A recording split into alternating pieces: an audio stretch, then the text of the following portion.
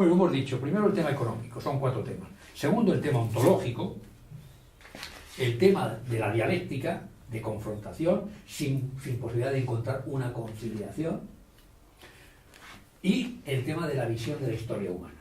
Dice, la historia humana se puede explicar a través de esos procesos. Primero, sociedad comunal primitiva. ¿Aparece la propiedad? Entonces, como en la sociedad comunal primitiva, yo quiero, aparece la propiedad, yo tengo la propiedad. ¿Y por qué aparece? Porque, hombre, yo si tengo la propiedad, pues si a mí me gustan las hembras, pues como tengo propiedad, tengo más hembras. Claro, entonces ya, pero claro, como tengo la propiedad, tengo que tener gente que me obedezca para ayudarme a mantener la propiedad. Soy el jefe, tengo una tribu, tengo indios, tengo hijos, tengo esclavos. Entonces, creo una sociedad, digamos, de dominio. Esas sociedades de dominio centralizado se transforman en luego al final en los grandes imperios, el imperio egipcio, el imperio chino, todas estas cosas, que eran grandes sociedades en las cuales había una estructura muy fuerte y centrada en la parte de arriba. ¿Qué pasa? Que en la esclavitud, como en el imperio romano, llega un momento en que no permite que se avance, no se puede avanzar más, tienes que tener. Con los esclavos sí, porque tienen que hacer tomate, todo que tal, pero es casi como muy de subsistencia, es poco de mercado. Cuando ya tienes mercado ya tienes que tener un mercader que se mueve, un mercader que tiene gestores, y empiezas a ampliar la sociedad. Entonces, la sociedad esclavista se rompe, poco a poco, pero se rompe. Porque además el imperio no puede tener tanta fuerza, al final la gente no lo cree, y lo divide en ámbitos feudales. Son señores feudales que colaboran con el imperio. Pero claro, los feudales tienen al siervo de la gleba. Ya no tienen al esclavo, pero tienen al cuasi esclavo. ¿En qué consistía la diferencia entre el esclavo y el siervo de la gleba? En que el esclavo trabajaba y se acababa. Le ponían luego su argolla y a dormir. En cambio, el siervo de la gleba no le ponían la argolla, pero decían, oye, el 70%, el 80%, o el tercio, lo que fuera, pues ahí la tercia, el tercio del producto me lo das. Y entonces él trabajaba a cambio de dar un porcentaje, en muchos casos muy exagerado, al propietario. Pero ya no tenían la argolla puesta, ya era otro nivel de libertad. Ellos vivían al lado del castillo, el dueño tenía el derecho de pernada o lo que fuera para entretenerse, se lo pasaba bomba, los tíos no tenían la argolla, y bueno, cuando venían los moros se iban al castillo, y ya estaba. Su vida era muy limitada. Pero, ¿qué pasaba? Que entonces también seguían siendo como cuasi esclavos centrados en la tierra. Pero entonces, en la medida que se empiezan a desarrollar más las cosas, los herreros, los forjadores, los tejedores, los comerciantes, se empieza a crear la burguesía, los burgos, las ciudades. Burgos quiere decir ciudad. Entonces la gente migra a la ciudad y se va desde el campo, entonces ahí empiezan a ser el tintorero, el sastre, el no sé qué. Entonces se van creando otro nivel de gente que ya no depende del señor feudal, sino que viven en el burgo, y por eso se habla de las cartas feudales que los reyes concedían a las ciudades. Tienen ustedes derechos a tal cosa, ¿vale? Entonces se crea es un nuevo nivel, que es la burguesía. Esa burguesía luego, cuando llega la industrialización, se transforma en la sociedad industrial, capitalista ya, en el cual pesa más la producción, digamos, ya no solamente el tejedor, sino la máquina de vapor permite tener unas grandes máquinas que producen, etcétera, etcétera. Entonces vas teniendo otro nivel. Y cuando tienes ese nivel, se produce la mejoría, evidentemente, para la gente que respecto a estar como siervo de la gleba, se va a la ciudad, pero al mismo tiempo que está sometido a trabajos muy duros en las fábricas, los niños también, todo esto, y estaba ahí. Y las fuerzas productivas tampoco pueden crecer simplemente a obedecer al patrón. Entonces empieza la lucha sindical, entonces empiezan a cambiar las cosas, y empieza cada vez un poco más a hacerse que la gente participe y llegamos a una sociedad capitalista más actual. Pero aún así, esa sociedad capitalista más actual sigue siendo capitalista y según más hay que acabar con ella. Y por ello se intenta acabar con ella, no se intenta reformarla, sino acabar con ella. De ahí la diferencia entre el socialismo reformista y el socialismo capitalista. ¿Vale? Pero eso que has explicado es explicarlo desde el punto de vista marxista. Claro, sí, no, estoy intentando explicar lo que decían los marxistas. Pero a mí me parece una explicación bastante acertada de lo que está pasando, ¿no? Bueno, ya hablaremos de eso, porque si no nos iríamos más lejos, pero por lo menos que ver globalmente lo que es el marxismo, ¿no? Vamos a avanzar aquí. Es un tema A Sí. finales de 1800 pico, El ¿no? marxismo. 1890 está escrito. Sí, o sea, el marxismo, Marx, el manifiesto comunista es de 1848. El Capital de Marx es de 1867, el Capital. Eso es. Y luego, realmente, cuando todo eso va calando y al final se produce la revolución fundamental comunista es en 1917, en el cual primero hay una rebelión contra los zares y hay un gobierno con gran contenido socialista, pero en gran contenido republicano, que era una república que dura aproximadamente un año. Y ahí es cuando Lenin da el golpe contra esa república y ya crea una dictadura y bueno, ya se va prolongando luego con Stalin y con los demás, ¿no? Una preguntilla. Pero, Lo de los medios de producción se refiere a alguna fábrica que tuviera accionistas, no les vale, ¿no? Eso no puede ser. No, eso es no, capital. vamos a ver, No existía.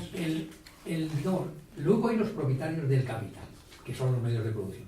Pero los propietarios pueden ser una persona o pueden ser accionistas, o puede estar repartido entre varios. Claro, en la época de Marx, eso del accionista no era tan frecuente. Eran muy pocas cosas las que había. O sea, no estaba tan extendido como hoy en día ¿no? Pero de todas formas existían también participaciones en negocios compartidos. En cualquier caso, todo el que era propietario, en mayor o menor medida, de los medios de producción, pues teóricamente era un capitalista. Y eso tampoco valdría. Eso no valdría. Y tampoco valdría un panadero que hace un pan. Vamos a ver. En puridad no, es decir, claro, todo va es decir, si tú tienes una fábrica de pan, ahí está claro, la fábrica. Tú tienes un panadero que tal, pero oiga, ¿ese panadero trabaja solo? Trabajo solo sí, a lo mejor, ¿no? Si trabaja solo es autónomo, ¿vale? Pero en el momento que ya tengas alguno, ya tienes gente empleada. Entonces ya tienes esto, trabajo, que por el hecho de que tú tienes el capital, inmediatamente, automáticamente les están explotando, por mucho que les pagues. Esa es la filosofía. Entonces, claro, todo esto llevó a todo este tipo de circunstancias que se han producido. Es más, hoy, por ejemplo, en día en Cuba, hoy en día, en 2018, uno no puede tener un restaurante, lo que llaman ellos paladares, que tenga más allá de 4 mesas. 4 mesas, 4 por 4, 16 personas. Porque si no, ya, claro, es que estás, en lugar de 4 mesas, tienes 16 mesas, lo que está ganando, no sé qué, claro. Porque 4 mesas aún a lo mejor las sirves tú, cocina tu mujer, cocina tu hijo, te apañas. Como no es así. Entonces, claro, digo, no puede ser. Entonces bloqueas eso. Entonces, claro, ¿qué haces? Pues que vaya a Melián y cree unos grandes hoteles. Pero sí, se admiten, por ejemplo, el régimen cooperativo, ¿no? El régimen cooperativo tampoco. ¿No? Porque el régimen cooperativo implica una propiedad, digamos, del grupo. Les llamaban cooperativas. Había los corsores, en la Unión Soviética había lo que eran las instalaciones de Estado y las grandes cooperativas, pero al final las cooperativas en realidad eran como semi-instalaciones de Estado, porque ya no tenían la propiedad tampoco.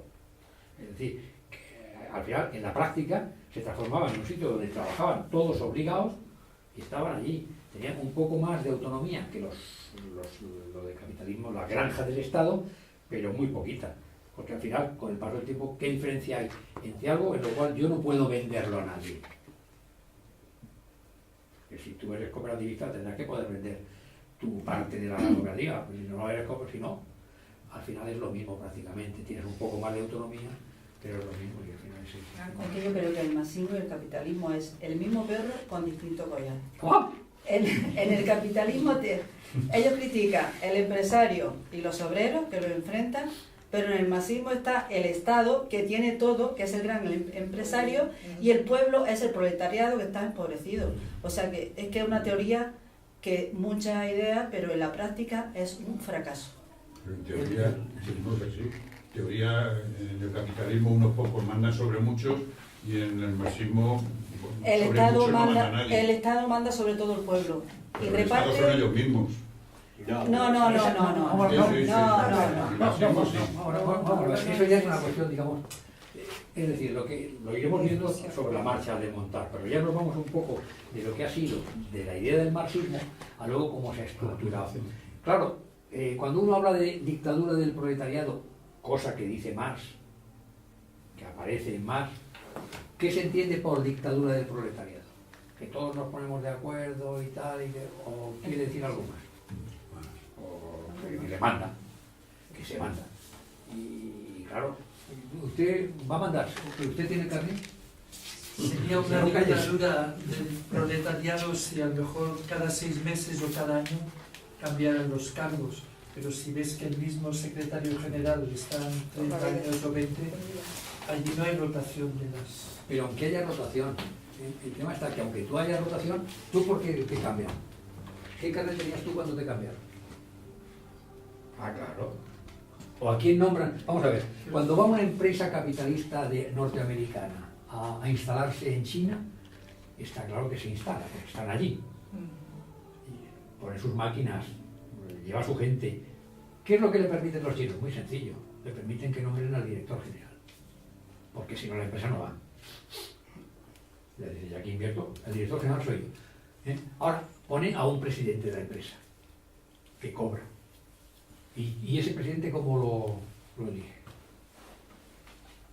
Pues el que tenga carnet. A ver, ¿tú, Katy, tienes carnet? Pues presidente de la empresa. Claro, el del carnet. Tú eres del Partido Comunista, del sistema central, tú eres la persona de confianza, estás allí un poco colocado. Entonces, claro, es que no tiene, es que el problema está, de esto hablaremos porque como yo he sido funcionario tanto tiempo, es que la administración pública es terrible. Y eso, en teoría, en un sistema capitalista tendría más modelos para funcionar bien. Pero es que muchas veces la administración pública parece que es incapaz de organizarse. Que es incapaz, que no hay ese espíritu, que no... Alguien tiene que tomar la decisión. Y claro, como el que tome la decisión lo haga porque tiene carné, no te preocupes que tendrá que dejar pasar muchas cosas, entre otras la corrupción del tipo que sea. Lo que pasa en el sistema capitalista.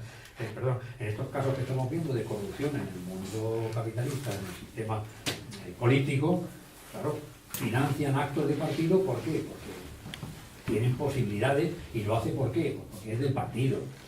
A que si fuera un señor que va por ahí, oye, pues no. Lo que pasa es que como es del partido, lo han puesto ahí y por ser del partido hacen. Entonces, es un sistema, digamos, de corrupción de lo público. Lo que pasa es que en el caso del comunismo es de corrupción, como lo público es todo.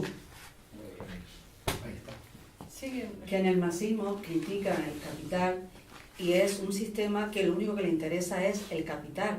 Las empresas que van a Cuba, el gobierno le cobra a las empresas en dólares y la empresa y luego le paga al trabajador en pesos cubanos.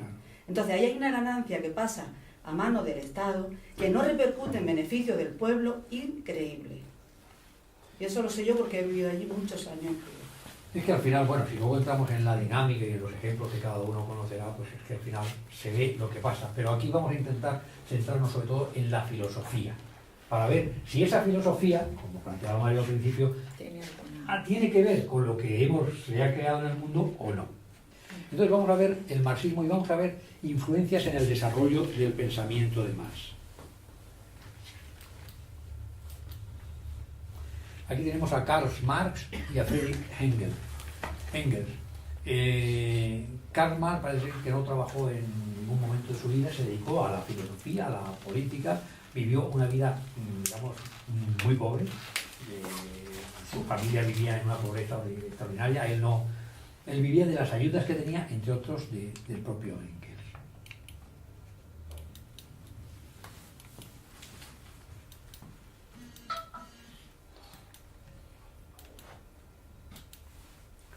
Vamos a ver influencias en el pensamiento de Marx. Vamos a ver cómo es curioso que hay varios elementos.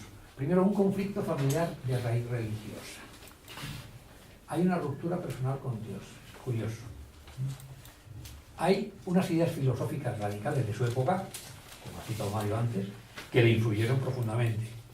Y luego hay un contexto que evidentemente facilitó todo esto, que fue la revolución industrial en marcha. Porque claro, es que la revolución industrial sí que se creó un gran proletariado, por lo menos llamarlo de alguna forma, porque no es lo mismo el sastre que se iba del campo y se iba a la ciudad y era sastre, porque bueno, pues trabajaba con 2 o 3 personas, pero era un sastre. Pero claro, ya la fábrica, y era mucha gente trabajando, la máquina de vapor, todo esto ya era más complicado.